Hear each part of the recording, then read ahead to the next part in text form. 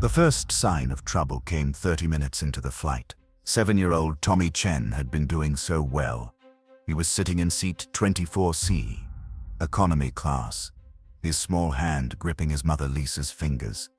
His hospital bracelet was still on his wrist, the edges worn from 5 days of constant wear. They were flying from New York JFK to Los Angeles, the most important flight of Tommy's short life. In Los Angeles, at Cedars-Sinai Medical Center, a heart was waiting for him. A donor heart.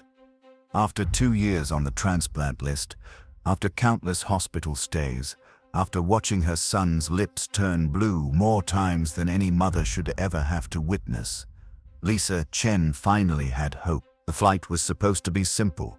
6 hours. Then the ambulance. Then the surgery that would save her son's life. But nothing about Tommy's life had ever been simple. "Mommy," Tommy whispered, his voice thin and breathy. "I don't feel good." Lisa's heart clenched. She'd heard that tone before. She looked at her son's face and felt ice flood her veins. His skin had gone from pale to gray. His lips were taking on that terrifying blue tinge. "Tommy, baby, talk to Mommy. What hurts?" "Can't breathe," Tommy gasped, his small chest heaving with effort. Lisa's hands were shaking as she pressed the flight attendant call button. Once, twice, 3 times. Panic was rising in her throat like bile. A flight attendant appeared, a young woman named Jessica, early 20s, looking annoyed at the urgency of the calls. "Ma'am, you need to stop pressing. My son needs help," Lisa said, her voice breaking. "He's a heart patient. He can't breathe. Please, I need a doctor. Is there a doctor on this plane?" Jessica's expression shifted from annoyance to alarm as she looked at Tommy. The little boy was slumped against his mother, his breathing shallow and rapid, his small fingers clawing at his chest. I'll make an announcement," Jessica stammered. From business class, 3 rows ahead, the voice of Eleanor Whitmore cut through the cabin like a blade. "For God's sake, can we not have screaming children on this flight? We paid for a premium experience." Eleanor was 62, draped in a cream St. John's suit, her blonde hair shellacked into submission. Her husband, Richard, sat beside her, equally polished, equally irritated. They were flying to Los Angeles for a charity gala, the kind where attendees paid $10,000 a plate to feel philanthropic while eating lobster. Eleanor leaned into the aisle to glare at the source of the disruption. She saw Lisa, saw the crying, gasping child, and her lip curled in disgust. "Jessica," Eleanor snapped at the flight attendant, "can you please handle this situation? This is business class. We shouldn't have to listen to hysterics from economy." Jessica was torn between the medical emergency and the irate business class passenger who flew this route monthly. "Ma'am, I need to make an announcement for a doctor." "Then make it quietly and move that woman and her child somewhere else," Eleanor demanded. "They're disturbing everyone." Lisa wasn't listening to any of this. She was holding Tommy, watching his chest rise and fall in rapid, shallow movements, watching the blue spread from his lips to his fingernails. "Please," Lisa whispered to Jessica. "Please hurry." The PA system crackled to life. "Ladies and gentlemen, if there is a medical professional on board, we need immediate assistance in economy class, row 24. Please identify yourself to the crew." In first class, seat 2A, a man in his mid-50s closed his laptop. He was dressed simply, jeans, a plain gray sweater, wire-rimmed glasses. He'd been reading through surgical notes, preparing for a conference in Los Angeles. His name was Dr. Robert Chen. Though his last name was Chen, he was not related to Lisa and Tommy. It was simply coincidence. Or perhaps fate. What the crew didn't know, what no passenger knew, was that Dr. Robert Chen wasn't just any doctor. He was one of the world's leading pediatric cardiac surgeons. He was the chief of cardiothoracic surgery at Cedars-Sinai Medical Center. And the heart surgery scheduled for tomorrow morning, the one where a 7-year-old boy named Tommy Chen would receive a new heart, was his surgery. He was flying to Los Angeles to perform it. Robert stood up and pressed his call button. The senior flight attendant, Patricia, appeared immediately. First-class passengers received instant attention. "Yes, Dr. Chen. Can I get you something? He knew her name because he'd flown this route 40 times in the past 2 years. Patricia knew his preference: black coffee, no sugar, and to be left alone to work. The medical emergency, Robert said quietly. I'm a physician, cardiac surgeon. Take me to the patient. Patricia's eyes widened. Of course, doctor. Right this way. As Robert moved through the plane heading toward economy, he passed through business class. Eleanor Whitmore was in the middle of a loud complaint to the purser. This is unacceptable. We have a child screaming. We're clearly going to be delayed. And I have a very important event in Los Angeles tonight. Robert barely glanced at her as he passed. He'd seen 1,000 Eleanors in his career. People who believed their dinner reservations were more important than human life. When he reached row 24, his heart stopped. Not metaphorically. For a brief, terrible moment, Dr. Robert Chen felt his own cardiac rhythm stutter, because the little boy dying in seat 24C was Tommy Chen, his patient, the child he was supposed to operate on in 17 hours. Tommy, Robert said, dropping to his knees in the aisle. Lisa looked up, her face streaked with tears, not recognizing him. Are you a doctor? Please, my son. I'm Dr. Robert Chen. I'm a cardiac surgeon.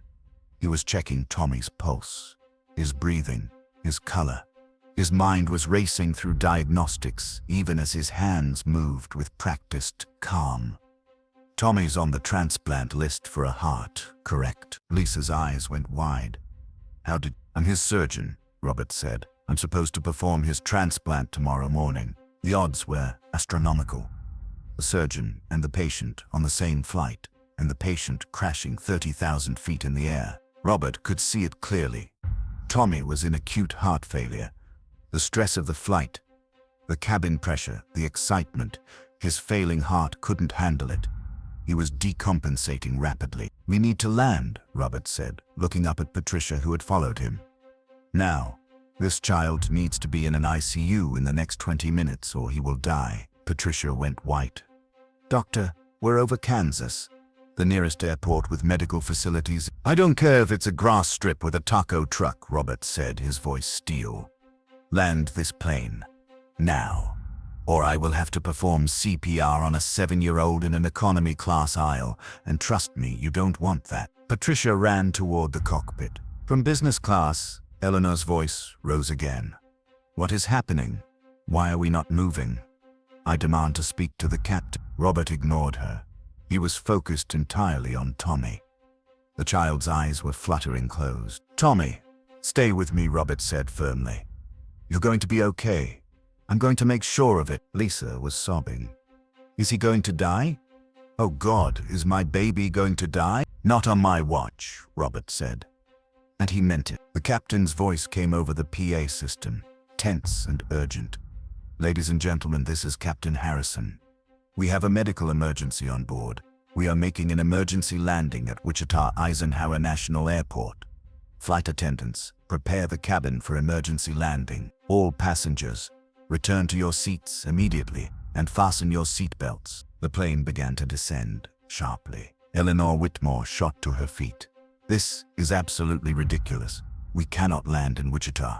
I have the Rothschild gala tonight. Someone needs to tell the captain. Ma'am, sit down. Patricia barked, rushing past.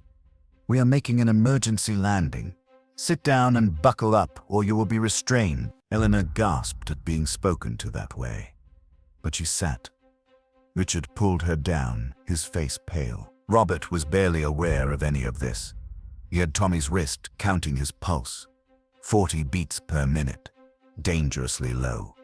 The child's heart was giving up. Tommy, Robert said, his voice cutting through the boy's fading consciousness. Listen to me. You're a fighter. You've been fighting for 2 years. Don't stop now. Your new heart is waiting for you. Just a little longer. Tommy's eyes flickered open. Are you my doctor? I am. Are you good? Robert smiled, though his heart was breaking. I'm the best. And tomorrow, you're going to wake up with a strong heart, and you're going to run and play and do everything you've dreamed of. But you have to hold on. Okay, Tommy whispered. The plane hit the runway hard, emergency vehicles already racing alongside. The cabin filled with flashing red and blue lights. The moment the plane stopped, the door flew open. Paramedics swarmed in, but Robert didn't move. He stayed with Tommy, rattling off vitals, medical history, current medications, the transplant scheduled for the next morning. "You're coming with us," the lead paramedic said to Robert. It wasn't a question. Absolutely. As they loaded Tommy onto a stretcher, Lisa gripped Robert's hand. Thank you for being here. What are the odds?" "I don't believe in odds anymore," Robert said. "I believe in being exactly where you're supposed to be." As the ambulance doors closed, Robert looked back at the plane. Passengers were being evacuated. Eleanor and Richard Whitmore were at the front of the line, Eleanor yelling into her phone about suing the airline. Robert shook his head and climbed into the ambulance. He had more important things to focus on. At Via Christi Hospital in Wichita, Tommy was stabilized. It took 6 hours. Robert worked alongside the local cardiac team, managing the crisis, keeping the boy alive. By the time Tommy was stable enough to transport, the logistics were a nightmare. The donor heart was still viable, but the window was closing. They had to get Tommy to Los Angeles within 12 hours. Robert made a phone call. This is Dr. Robert Chen. I need a medical transport flight from Wichita to Los Angeles. Pediatric cardiac patient. Critical condition. Organ transplant waiting. No, I don't care what it costs. Bill it to me personally. What Robert didn't know was that word had already spread. The story of the surgeon who happened to be on the same flight as his patient, who saved the child's life mid-flight, had made the news, and it had reached someone important. Marcus Sterling was the CEO of Sterling Medical Transport, a private air ambulance company. He was also a father who had lost his own son to congenital heart disease 10 years earlier. When Marcus heard the story, he didn't hesitate. "Dr. Chen," Marcus said when he called Robert directly, "I'm sending my best jet. No charge. Get that boy his new heart." The jet arrived 2 hours later. Tommy, Lisa, and Robert boarded. As they lifted off into the night sky, heading west toward Los Angeles and hope, Robert held Tommy's small hand. "Almost there, buddy." Meanwhile, back at Wichita Airport, Eleanor and Richard Whitmore were still stranded. The original flight had been cancelled. All passengers were put on later flights. Except Eleanor and Richard, they were pulled aside by airport security and 2 FBI agents. "Mrs. Whitmore, Mr. Whitmore, we need to have a conversation about your behavior on the aircraft." Eleanor sputtered. "Our behavior? We were the victims. We were delayed because a child was dying," the FBI agent said coldly. "And you complained about missing a party. Multiple passengers have filed complaints. The flight crew has filed a formal report. You attempted to interfere with a medical emergency. That's absurd. You're being placed on the national no-fly list pending investigation. You will not be flying on any commercial aircraft until this is resolved." Eleanor's face turned purple. "You can't do that. Do you know who we are?" "We know exactly who you are, Mrs. Whitmore.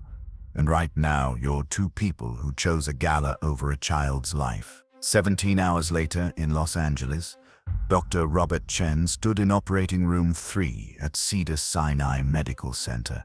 Tommy Chen was on the table, anesthetized, prepped. The donor heart, a perfect match, was being brought in. Robert had performed this surgery hundreds of times. But this one was different. This one was personal. "Scalpel," he said. The surgery took 14 hours. It was flawless. The new heart, healthy and strong, was placed into Tommy's small chest. The moment Robert released the clamps and the heart filled with blood, it began to beat. Strong, steady, perfect. In the waiting room, Lisa Chen collapsed into sobs of relief when Robert emerged, still in his scrubs, to tell her the news. "He's going to be okay. The heart is functioning beautifully. Tommy's going to have a full, normal life." Lisa hugged him, this stranger who had become their guardian angel. "How can I ever thank you? You already did. You trusted me with your son." 3 months later, Tommy Chen was running in a park in Los Angeles. Actually running. His color was pink. His energy was boundless. He was, for the first time in his 7 years of life, a normal, healthy child. Dr. Robert Chen received the Physician of the Year award from the American College of Cardiology. But when asked about the flight, about the impossible coincidence, he always said the same thing. I was just in the right place, at the right time. The real hero is Tommy. He never gave up. As for Eleanor and Richard Whitmore, they never made it to their gala. They spent 6 months fighting the no-fly list designation. They lost. The story of their behavior had gone viral, and no airline wanted them. Eleanor eventually issued a public apology, which rang hollow and scripted. But it didn't matter. The damage was done. The true ending, though, came a year later. Tommy Chen, now 8 years old and thriving, was invited to throw the first pitch at a Los Angeles Dodgers game. It was a charity event for pediatric organ donation awareness. Dr. Robert Chen was there, sitting in the stands with Lisa. They watched as Tommy, wearing a Dodgers jersey that was slightly too big, walked to the mound. The stadium erupted in cheers. 50,000 people, all on their feet, applauding the little boy with the new heart. Tommy wound up and threw. The ball sailed across the plate. Strike. The crowd went wild. Robert looked at Lisa. She was crying, but this time, there were tears of joy. You saved him, she said. You saved my son. No, Robert said quietly. We saved him. You, me, the donor family, the paramedics, the pilots who landed that plane, everyone who refused to give up. That's how miracles happen. Not from one person, from everyone choosing to care. And somewhere, on a private jet flying to Europe because it was the only way they could travel now, Eleanor Whitmore looked out the window at the clouds and wondered what the point of having everything was when you couldn't feel anything. She'd had wealth, status, influence, but when it mattered most, when a child's life hung in the balance, she'd chosen a party, and that choice had defined her. In Los Angeles, Tommy Chen ran across the pitcher's mound, jumped into his mother's arms and laughed, a sound he'd never been strong enough to make before his transplant. Dr. Robert Chen watched and smiled. This was why he'd become a surgeon. Not for the awards or the recognition, for moments like this, for the sound of a child's laughter. As the sun set over Dodger Stadium, painting the sky in shades of orange and gold, Tommy looked up at Robert. Dr. Chen, when I grow up, I want to be a doctor like you. I want to save people. Robert knelt down to the boy's level. Tommy, you already do. Every time someone sees you running and playing, they remember why life is precious. You save people just by being you. The little boy with the new heart smiled wide, bright and full of the future he almost never had. And that was the greatest surgery Dr. Robert Chen had ever performed.